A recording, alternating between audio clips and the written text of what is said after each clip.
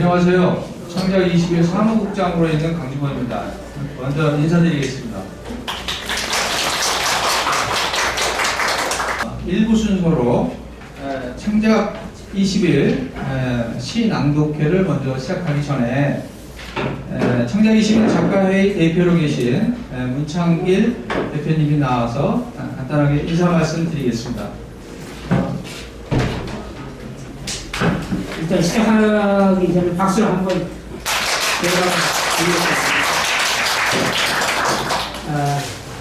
올해 와서 두 번째라고 되어 있는데 사실은 뭐 아주 오래전부터 거의 한 20년 전부터 저희 창작 20일 작가회에서 아무나 외국인 문학콘서트 신앙회를 아주 여러 번 했던 역사가 있습니다. 그래서 작년부터는 새롭게 우리 다문화 여기 창작 네트워크가 진행을 하면서 두 번째로 하고 있는데 지금 제가 입고 있는 옷이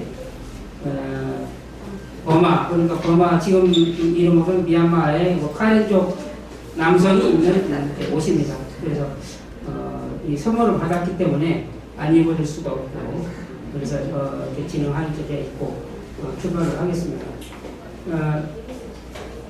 우리 매년 다문화 외국인들이 상당히 관심이 많고 그래서 저희가 미리 공모를 하게 되는데 많은 숫자가 작품을 보내오고 참여를 하겠다라고 하는 의사를 전달하고 있습니다. 그래서 좀 더 고무적인 이런 상황을 저희가 보게 됩니다. 그래서 오늘도 이주민 또는 이주노동자들의 개인적인 고민 또는 한국 사회에서 좀 여러 가지 어려운 점이나 불편한 점 이런 것들을 아마 자기 나름대로 신앙, 산문도 표현한 것들을 낭독하게 되는데 사실 이 작품집에 보면 결혼 이주 여성이 한국에 와서 결혼을 하고 나서 살다가 이제 한국 남편이 이게 폭력이 심해서 많은 고생을 겪고 있는 한 여성이 주제로 시를 썼는데 여기서 발표하시는 분은 이제 다른 분 제3자가 그 내용을 시로서 발표하게 되는데 예를 들어서 이제 저희가 이제 한국 사람이긴 하지만 그런 시를 볼 때 상당히 가슴이 아프고 슬프기도 하고 왜 한국 남자들은 좀 폭력성이 있게 있는가 저 스스로도 반성을 하게 되는데 예를 들면 그런 시를 통해서 간접적으로 자기 표현 내지는 자기의 이런 슬픈 것들을 풀어내는 이런 것들이 우리 오늘 행사의 어떤 취지고 목적인 것 같습니다. 또 하나는 이제 다른 몽골분인가요? 그분의 시도 마찬가지로 한국 회사에 다니면서 겪는 한국 사장님들의 인권 또는 서로 인간으로서 갖고 있는 평등권 이런 것들을 전혀 배려하지 않고 무조건 수상용을 한다든가 아주 하대를 한다든가 아니면 아주 무시한다든가 이런 현상들을 모티브로 해서 시를 이렇게 써서 발표하는 분들이 있습니다. 이런 것들을 어떻게 우리가 끌어안고 가져갈 수 있는가라고 하는데 화두가 우리에게 주어져 있긴 합니다. 그래서 이것을 우리가 현장에 가서 그런 분들한테 호소를 하거나 주장을 하거나 하는 방법도 있지만 이런 문학을 통해서 시를 통해서 산문을 통해서 이런 것을 통해서 우리가 같이 마음을 같이 나누고 아파하고 또 이걸 갖다가 당사자가 아픈 데를 해소할 수 있는 고통을 갖다 해소할 수 있는 이런 방법들을 이제 찾고자 해서 다문화 콘서트를 갖게 되는데 어쨌든 이런 분들에 대해서 우리가 끊임없이 관심을 갖고 같이 나눠야 할 것들을 이렇게 같이 하는 것들이 맞지 않는가 이렇게 생각을 합니다. 앞서 일본에서는 우리 청년작가 회원분들이 신앙성을 소개했지만 두 분들도 자기 나름대로 갖고 고민과 또는 이 역사에 대한 이 사회에 대한 문제들을 자기 시 속에 담아내는 그 작품들을 발표할 텐데 우리 이재민 여러분도 그 시대를 같이 한번 공부하는 계기로 삼아서 앞으로 자기 얘기를 좀 더 문학적으로 표현하는데 도움이 되기를 바랍니다. 어쨌든 오늘 끝나는 시간까지 아름답고 오늘 가을이니까 아름다운 가을에 좋은 결과와 성과를 거두길 바라고 이 행사가 끝없이 이어질 수 있도록 여러분들의 성원을 기대하겠습니다. 감사합니다. 안내 말씀드리겠습니다. 여기 이제 나오셔서 차례가 돼서 나오셔서 낭독이나 공연을 하실 때 항상 마이크를 쓰시고 해주셨으면 감사하겠습니다.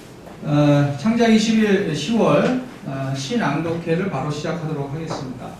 첫 번째 순서로 윤성길 시인님이 나오셔서 약을 삼킨다 라는 시로 낭독을 하도록 하겠습니다.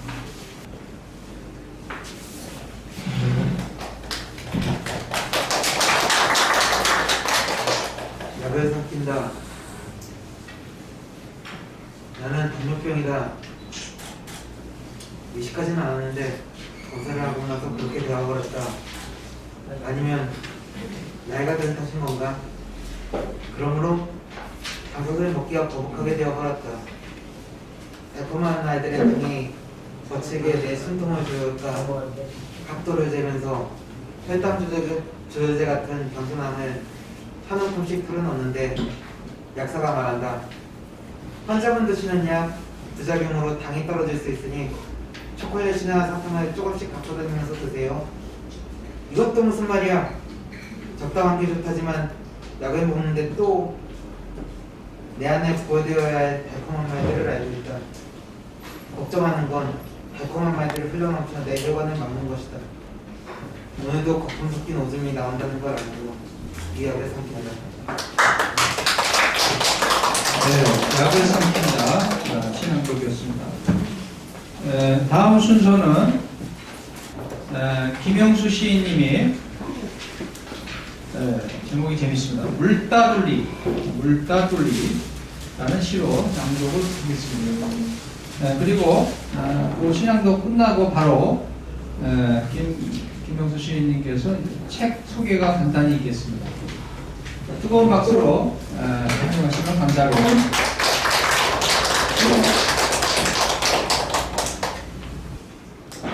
물따돌리 김영수.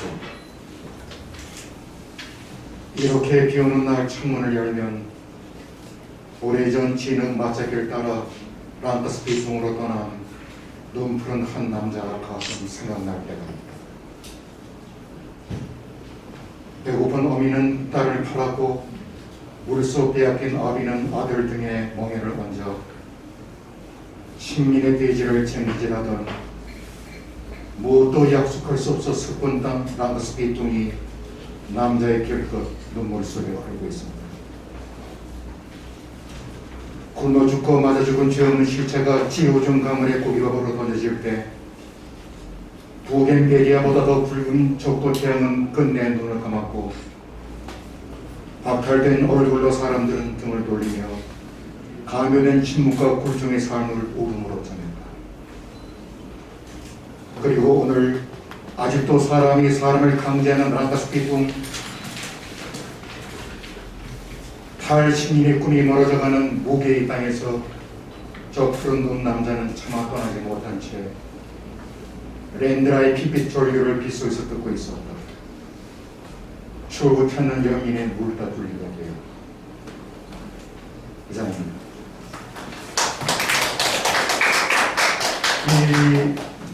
아마 처음 들어보시는 분이 계실 겁니다. 물따돌리라는 게 잠깐 설명을 드리면 인도네시아 네덜란드 식민 통치를 받을 때 350년 통치를 받았습니다. 19세기 말에 네덜란드의 그 한 공무원 관리가 이름이 베커르라는 사람인데 이분이 인도네시아 식민지 그 식민 정부에 말단 관료가 있다가 네덜란드로 귀국해서 자기가 인도네시아에서 경험했던 그 모든 이야기를 이 책 한 권에 담았습니다. 제 이름이 막스 하벨라를 하고 그 자기 필명 물다 뚫기라는 이름으로 이 책을 만들어냈습니다. 그래서 이 책의 그 주제 테마는 식민과 탈식민입니다. 요즘 우리가 흔히 말하는 그 진보와 보수의 어떤 대립 또는 사회주의와 민주주의의 어떤 갈등, 그거보다는 더 큰 틀에서 식민과 탈식민을 논의하고 고민을 한 그런 책이 되겠습니다. 막스 하벨라라고 해서 지금도 북부 유럽에 가서 학교를 졸업할 때 필독서가 되어 있습니다. 이거를 읽지 않고 졸업하면은 졸업하지 않은 것처럼 여기는 그런 대단한 책인데, 아쉽게도 우리나라에는 이 책이 잘 안 알려져 있습니다. 그래서 프로이드 같은 경우에는 자기가 쓴 책보다는 제일 먼저 우선했던 책이 바로 이 책입니다. 자기가 썼던 그 정신부조화 책보다도 이 책을 최우선으로 여겼던 그런 값진 책이 되겠고요. 이 책을 통해 가지고 세계 공정무역, 페어 트레이딩이 성립이 됩니다. 인도네시아 커피의 어떤 그 국제적인 매매의 그 불공정, 특히 이 농작인들의 그 어떤 핍박, 이런 것이 부각이 돼서 나중에 멕시코 커피 농장에 이 책이 연계가 돼가지고요. 세계 공정 인증 기구 FAO가 탄생이 됩니다. 그래서 공정무역이 이제 실현이 되는 상당히 그 역사적인 책이 되겠고요. 그래서 식민과 탈식민, 나중에 한번 우리 회원들끼리 다시 얘기가 되겠지만, 프란츠 파농의 검은 피부와 하얀 가면, 내 어떤 그것도 이 책에서 유래가 되는 그런 의미가 되겠고요. 물다 뚫리는 이 책을 쓴 데커의 필명입니다. 의미는 뭐냐면 고통받는 사람 뜻입니다. 물다 뚫리는. 그래서 그 인도네시아 시민 통치를 그렇게 눈물겹게 안타깝게 바라봤던 네덜란드 이 사람 중 한 사람이 있고, 그걸 경유해서 네덜란드의 그 빌헬름 여왕이 윤리 정책을 피게 됩니다. 인도네시아 시민 피시민들한테. 그래서 거기서 다시 자연스럽게 인도네시아 그 내셔널리즘, 즉 민족주의가 탄생이 되고 독립으로 이루어지는 그런 계기가 되는 책이 되겠습니다. 그래서 물다 뚫리는 책을 글을 하나 잠시 소개해드리겠습니다. 이상입니다. 지금 그 창작 21호고 인도네시아의 반둥에 그 교원대학 우피라는 데가 있습니다. 거기에 그 문과대학 교수로 계시는 낸덴 교수님이 그쪽에 중심이 되어가지고 창작 21호과 이렇게 그 협력 관계를 맺으려고 지금 준비를 아주 상당히 신속하고 정확하게 추진을 중에 있고요. 그래서 현재 1차적으로 그쪽에 5분의 시인들의 작품이 이번 창작 20일 여름에 기재가 됐습니다. 그래서 거기에 낸덴 교수님의 그 시도 포함이 돼서 이번 여름에 소개가 됐는데 2편이 실렸습니다. 그 중에 하나를 제가 와서 보니까 오늘 이번에 그 행사에 그게 좀 최고 활자가 돼가지고 제가 한번 간단하게 좀 읽겠습니다. 아마 인도네시아어를 잘 모르시는 분들이 있을 텐데 딱 하나 알고 계실 겁니다. 저 서울 대공원에 가면은 오랑우탄이 있죠. 아십니까? 오랑우탄? 오랑우탄이 인도네시아어입니다. 그 뜻은 숲속에 사는 사람이라는 뜻입니다. 오랑이 사람이고요. 우탄이 숲입니다. 숲에 사는 사람의 뜻이 오랑우탄. 그래서 인도네시아어입니다. 또 하나 알려드릴게요. 그 여간첩 마타하리라고 있죠. 들어보셨습니까? 여간첩 마타하리. 마타하리도 인도네시아어입니다. 하늘의 태양이라는 뜻입니다. 읽겠습니다. 우선 인도네시아어로 먼저 읽고 그 다음에 우리말 번역한 걸 읽겠습니다. 17쪽이 되겠습니다. Pulang, nenek lilis A.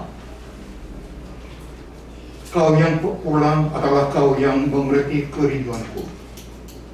Namun, bagaimanakah aku pulang? Aku telah menggulung kenangan akan ibu dan rumah masa lalu. Seperti menggulung kerbik bekas menjemur pagi tadi siang. Di sore hari, dalam kesenyapan dan kekelaman gudang belakang. Sebab sungguh peti menatap tubuh ringan. Tak mata yang pernah mengorbankan tukar darah. Pohon-pohon cengkih yang dibakar telah silam ku hirup. Harum cengkih yang dipetik dan disiram keringat letih. Sebab nasib kasar kita manggis muda yang kutemukan pada tius wajah bapak.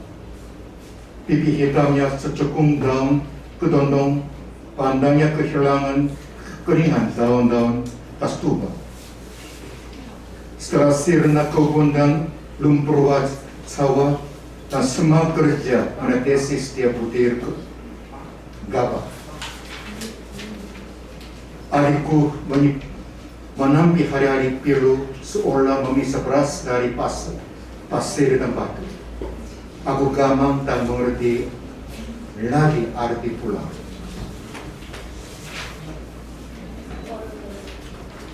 번역 본문은 15쪽에 있습니다. 귀향, 낸델 릴리스.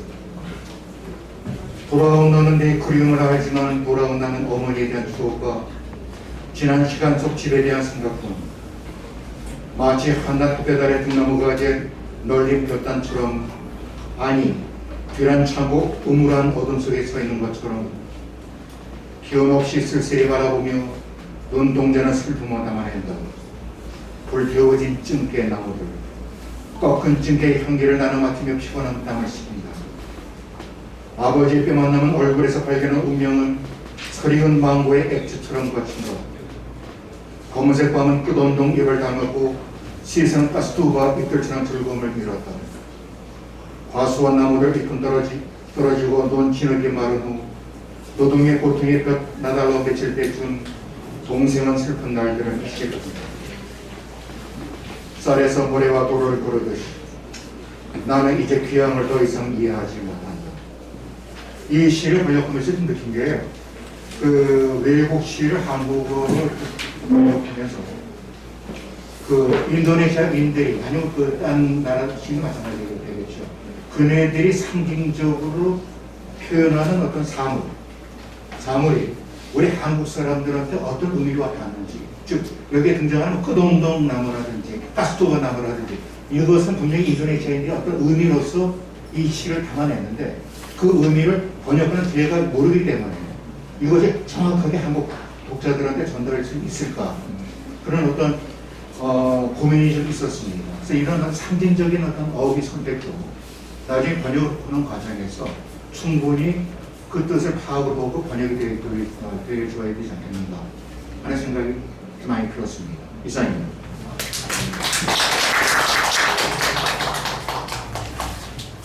예, 다음은 이선유 시인님의 자상이라는 시로 낭독을 하시겠습니다.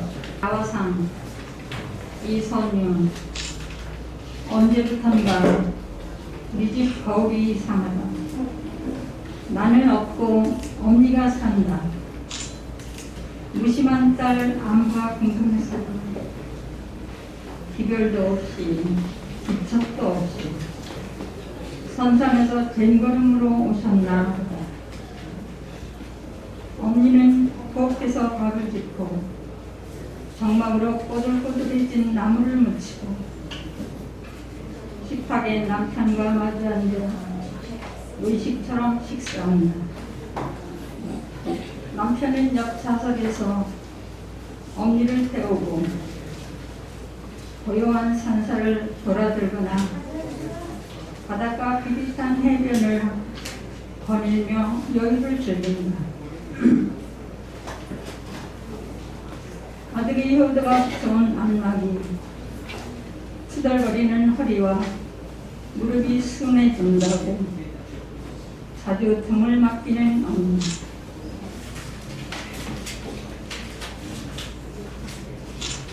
저녁에는 남편이 나는 아랑곳하지 않고 언니와 나란히 누워 잠을 잔다. 허벅지에 다리도 걸치면서 나는 다시 거울을 본다. 금숙의 언니가 여전히 웃고 있다. 예, 사랑했습니다. 거울로 어머니가 오신 그런 시였습니다.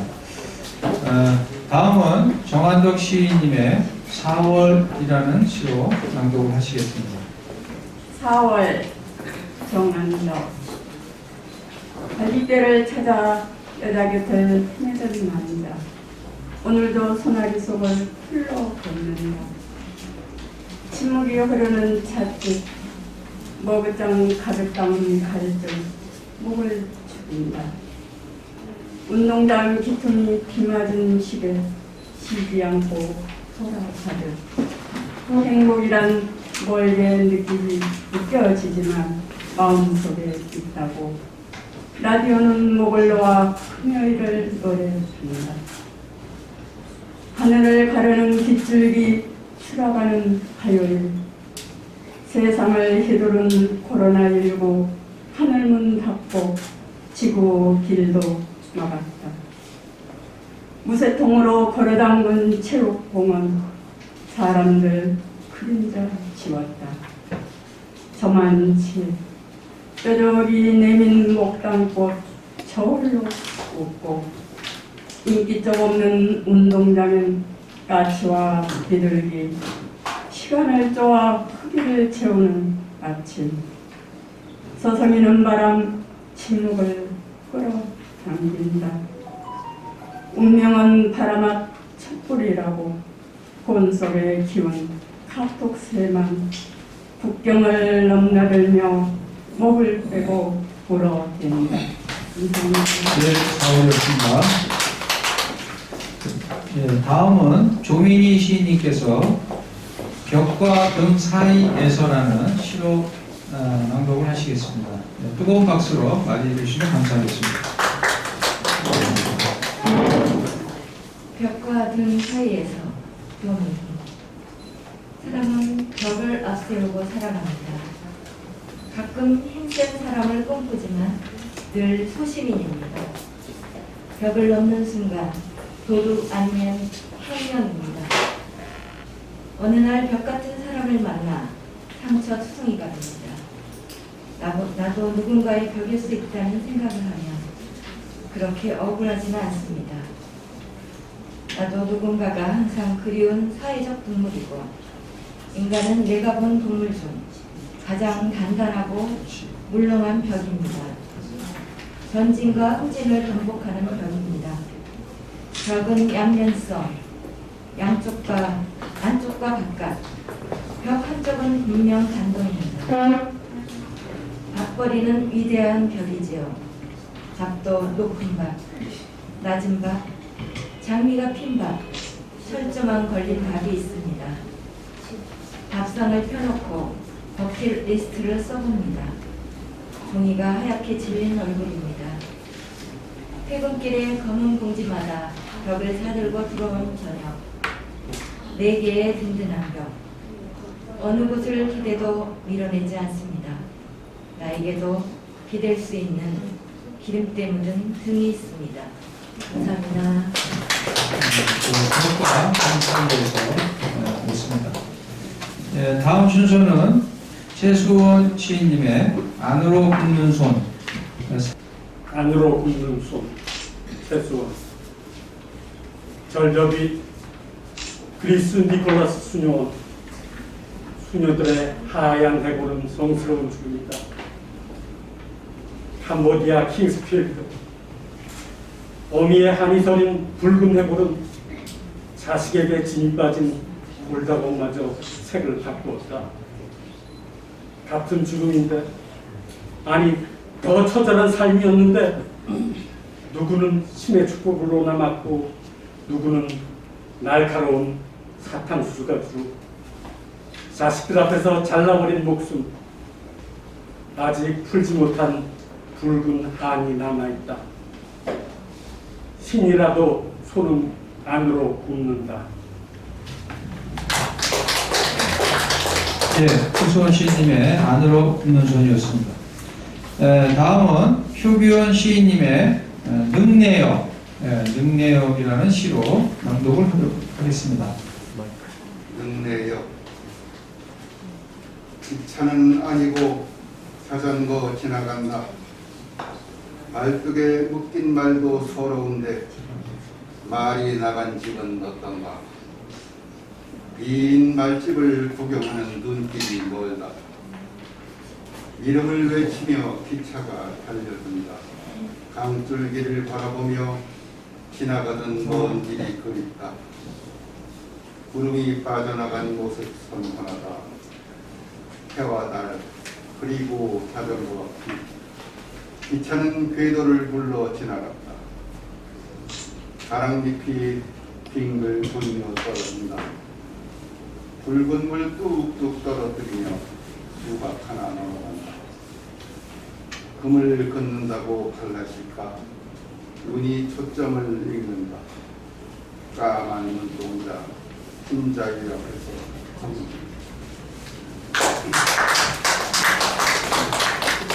예, 능내역이었습니다. 뭐 잠깐 능내역이 어디냐니까 뭐 사라졌. 중앙선입니다. 그 경의중앙선에 그 팔당역 다음에 능내역이 있답니다. 그래서 그걸 연상하면서 다시 한번 읽으면은 재밌는 시간이 될 것 같습니다. 예, 감사합니다. 자, 다음은 전에요. 제가 이렇게 달의 채무자. 달은 마른 가지에 어제 입었던 속옷을 걸어놓고 희미한 담배 자국을 감추며 왼쪽 환한 가슴은 오른쪽 어둠을 복귀하고 있다. 나는 늘 달에 빛의 수신료도 주지 못하고 빌린 것이 많다. 외롭고 누군가가 그리울 때 달빛을 꾸러가면 그는 거절한 적이 없이 빛을 빌려줬다. 갚지 못한 것을 미안해하며 주위를 둘러보니 저 키 큰 소나무도 무료로 푸른 솔잎에 달빛을 저장하고 공원 관리실 불 꺼진 창문에 갇힌 어둠은 아까부터 숨어서 달빛을 몰래 복사하고 있다. 달이 이울다 다시 차는 것을 위안삼아 생각한다. 밤하늘 가운데 달빛을 수없이 빌려주는 그리움의 무료 배급소. 어두운 하늘은 그가 정말 고마워. 그 말을 끊임없이 찍어내는 조패권을 주었다. 네, 감사합니다.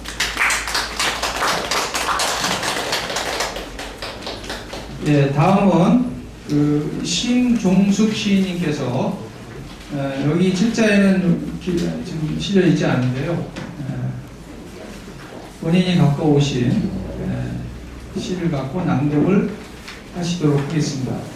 안녕하십니까. 민족작가연합의 사무총장 심종수입니다. 문창길 대표님께서 초대해 주셔서 왔습니다. 저도 한때 일본에 가서 한 1년 동안 살았습니다. 제가 일본 문학을 전공했기 때문에 갔었는데 그 일본하고 우리나라는 참으로 많이 닮았다고 얘기는 하지만 사실 거기에서 직접 살아보니 역시 외국이거든요. 그리고 그것은 저한테 낯설었어요. 왜냐하면은 오랫동안 그쪽 말을 배우고 뭐 그쪽 나라 말을 한국에서 가르쳤지만 제가 거기 갔을 때 저는 외국인 등록증, 그 일본에는 외국인 등록증을 만들어요.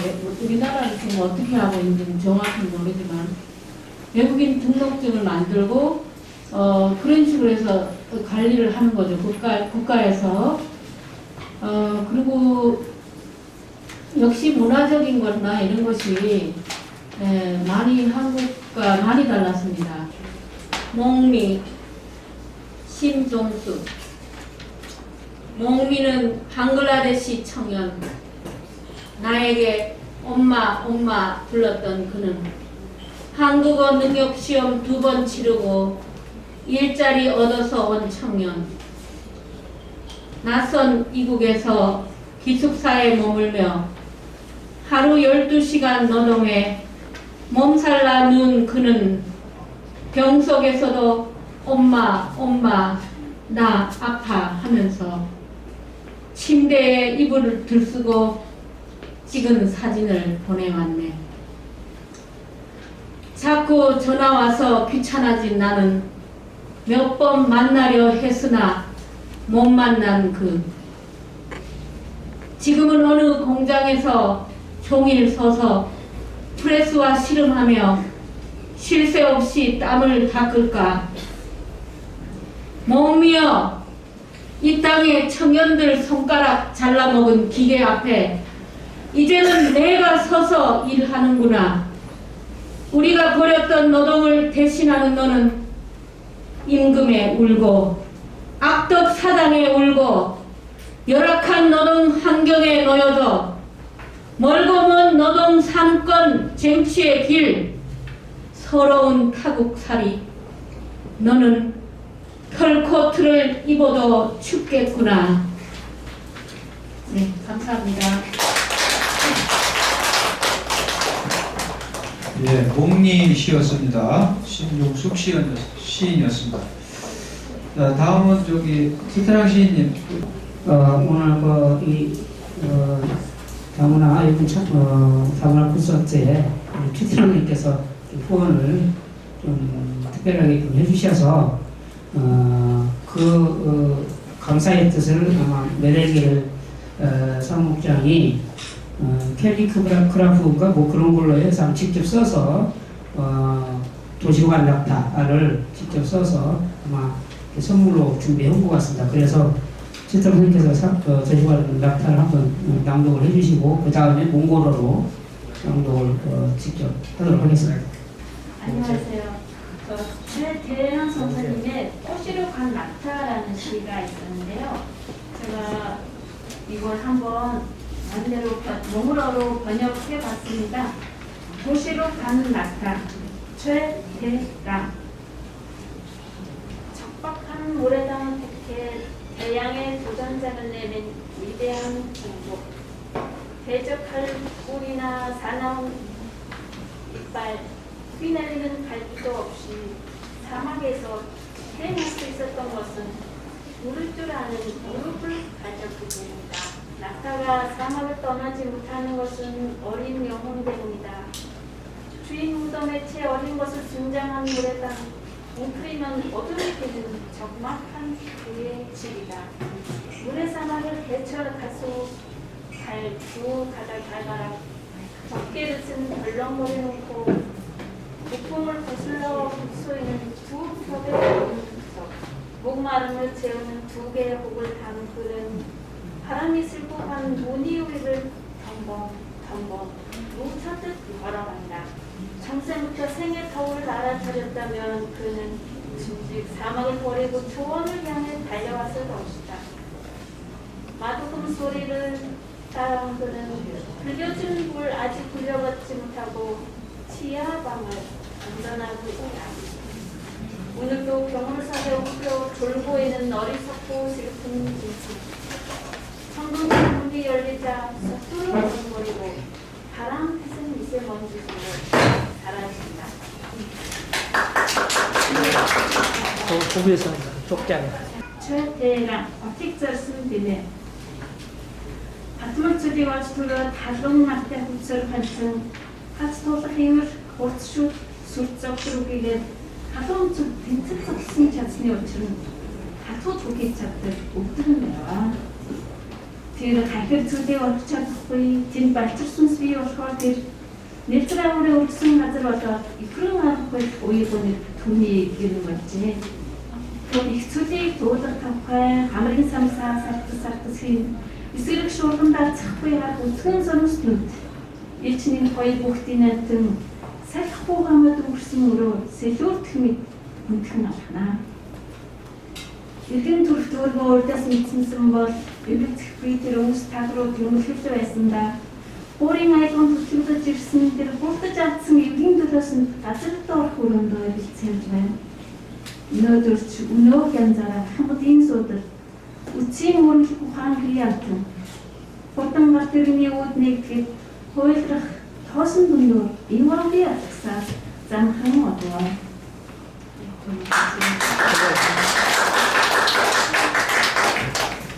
그리고 제가 전문가는 아니지만 그냥 취미로 또 몽골 전통 시를 쓰고 있는데 선생님 시를 번역하는 김에 한번 몽골어를 써봤거든요. 그래서 이번에 만나는 김에 선생님한테 드리고 싶어서 가져왔습니다.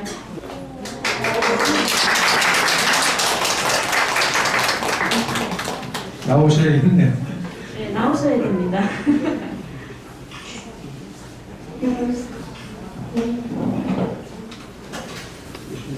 이거 몽골 전통 시인데 옛날 거 중에 네, 아까 시를 그냥 나름대로 써봤습니다. 몽골 말이에요. 네, 몽골 말, 몽골 글씨로 소시로 가는 낙타가 있습니다. 아이고 귀한 선물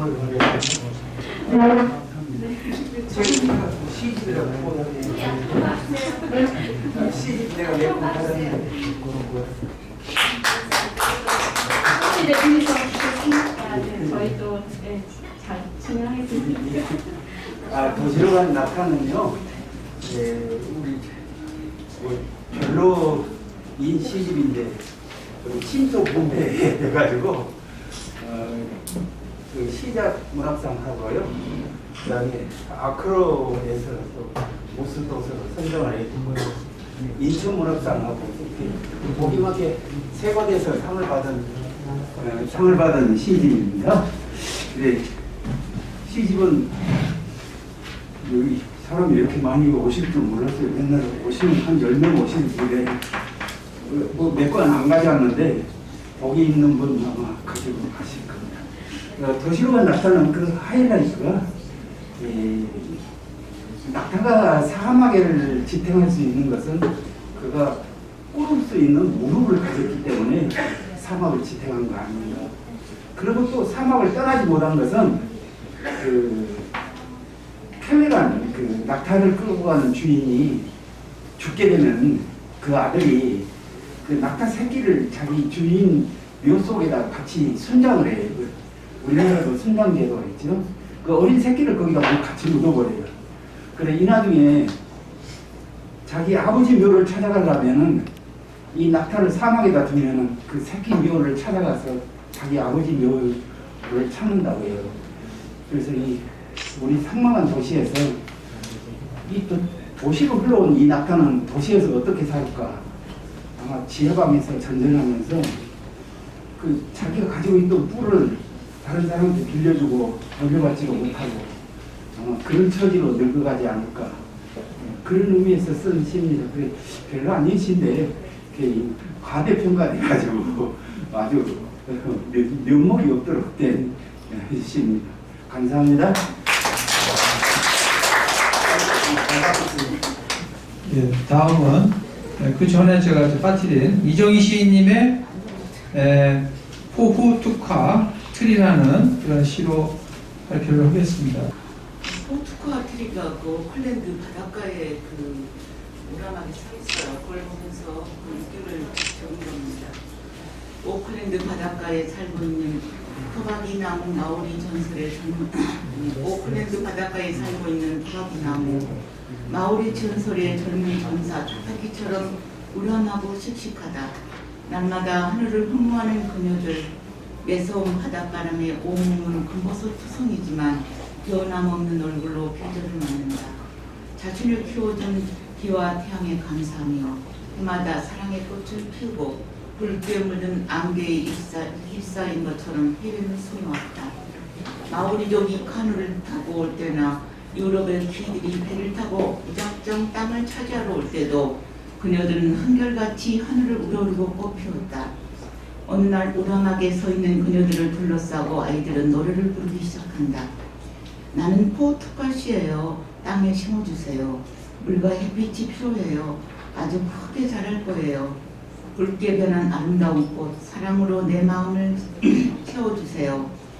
탐스럽게 붉은 꽃을 피우는 그녀들, 노랫소리에 답하듯 뉴질랜드 크리스마스 트리가 되어 사랑의 빛을 계속 뿜어내 보였다. 감사합니다. 예, 수고하셨습니다.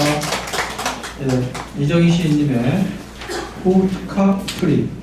포트카 트리. 예, 다음은 박금화 작가님의 수필입니다.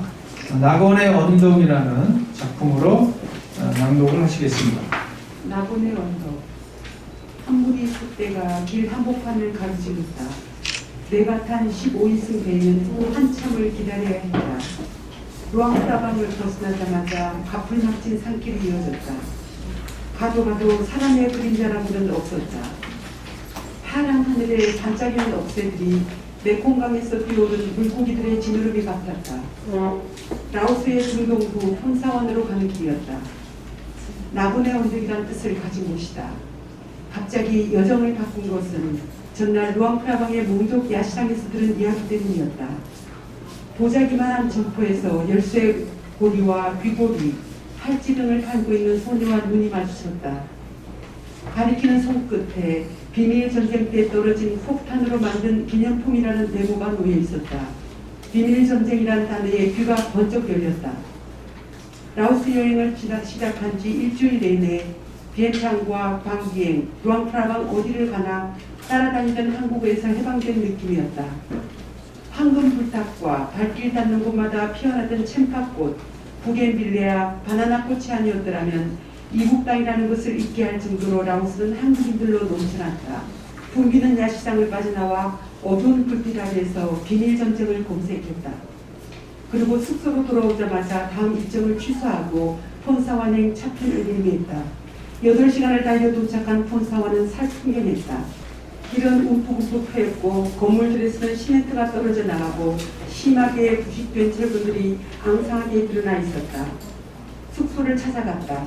외소한 체격의 남자가 까올리 하며 한국에서 온 여행객임을 알아본다. 미이었다.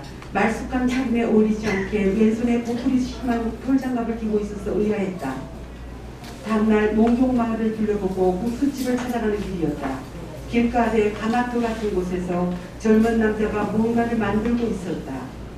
우리를 보자 들고 있던 긴 물당그레를 내려놓고 두 손을 모으며 인사를 했다. 사바이디. 장작불에 쓴 하얀 액체가 끓고 있고 앞에는 노끈이 칭칭 감긴 나무통 몇 개가 놓였다. 남자가 끈을 풀자 은색 숟가락이 나타났다. 남자는 요모조모 살피더니 가마솥 안으로 던져버렸다. 폭파된 폭탄에서 알루미늄으로 된 부품만을 녹여 숟가락을 만드는 중이었다. 루앙프라방의 야시장에서 본 것들이었다. 어디로 가려는지 남자가 자리에서 일어났다. 다리를 펴도 왼쪽 트레이닝 바지를 돌돌 말아 올린 채로 있었다. 몇 번 흔들자 바지는 풀려내렸다. 남자는 엷게 웃어 보였다. 불발탄의 왼쪽 다리를 잃었다고 했다. 함께 죽순을 뽑던 동생은 두 다리를 다 잃었다. 숟가락을 만들기는 쉽지 않아 보였다. 거푸집에서 나오자마자 대부분 불 속으로 던져졌다. 1시간이나 지났을까 겨우 8개를 만들었다. 한 개의 총킥, 우리 돈으로 140원이다. 온 가족이 10시간 일해서 버는 돈이라야 하루에 10달러 정도란다. 폭탄으로 밥을 담는 숟가락을 만들다니 먹먹해졌다. 남자에게 물었다. 불발탄이 없어져서 숟가락을 만들지 못하게 되면 무슨 일을 할 거냐고. 한참 후에야 남자의 대답이 돌아왔다. 죽기 전에 그런 날이 오기나 할까요? 누군가 라오스에서 불발탄을 제거하려면 1000년은 더 걸릴 것이라고 했던 말이 떠올랐다. 작업장은 고요했다. 남자 곁에서 숟가락을 다루는 아내도 거푸집을 손질하는 아버지도 말이라고는 없었다. 작업장을 지키는 폭탄 껍질들과 그것들로 만들어 놓은 숟가락들이 말을 대신하고 있었다. 숟가락을 저울에 달아보았다. 18g. 숟가락이 그리 가벼웠어야 세상에서 제일 무겁다는 밥의 무게를 감당할 수나 있을까. 한편으로는 폭탄이 그토록 가벼워질 수 있다니 놀라웠다. 얼마나 많은 재련과 정열을 거듭했을까. 불꽃과 마주 앉은 남자의 등을 본 순간 세상의 죄를 대신하여 십자가를 진 한 사나이가 생각났다. 불은 불을 품고서 활활 타올랐다. 남자가 녹이는 것은 불발탄의 껍질이 아니었다. 폭탄이 가진 파괴라는 태생을 갖고 생명으로 태어나게 하느라 그 더운 날 남자는 불구멍 앞을 꼬박 지키고 있었던 거다. 그 집에 깃든 상처를 저울로 단다면 얼마나 될까? 폭탄 한 개에 비할까? 가마솥과도 같은 불임글에 세우렸을 거다. 구석구석 박혀있던 아픔이 빠지고 난 무게일이다. 숟가락 한 개를 샀다. 불편했던 마음자리가 만져졌다. 살아오는 동안 때려치우고 싶고 던져버리고 싶고 도망쳐버리고 싶었던 데가 한두 번이었을까? 내 안에서 오래도록 희생해온 불발탄의 시간도 이 숟가락에 담기면 가벼워질 수 있을까? 다시 내려올랐다. 길가를 따라 펼쳐지는 논밭의 표정은 무심하기만 했다. 녹색이라고는 찾을 수 없었다. 돼지 몇 마리가 밭두렁에 포를 받고 꾸룩꾸룩하며 마른 흙을 타고 있었다. 차에서 내렸다. 여민 닭들은 밭을 헤집고 코뚜의 소들은 논바닥을 세상이었다. 모두 늙은 엄마의 마른 젖가슴에 달라붙은 어린 목숨들 같았다. 점심을 먹이를 찾는 소리로 폰상원의 들판은 더 가난했고 오막했다. 점심을 먹으러 가는 것도 있고 나그네 온도에서 한참을 서 있었다. 고맙습니다. 네, 이것으로 일부 창작 20일 작품 낭독회를 마치고 다음은 2부 다문화 외국인 시인 낭송이 있도록 하겠습니다.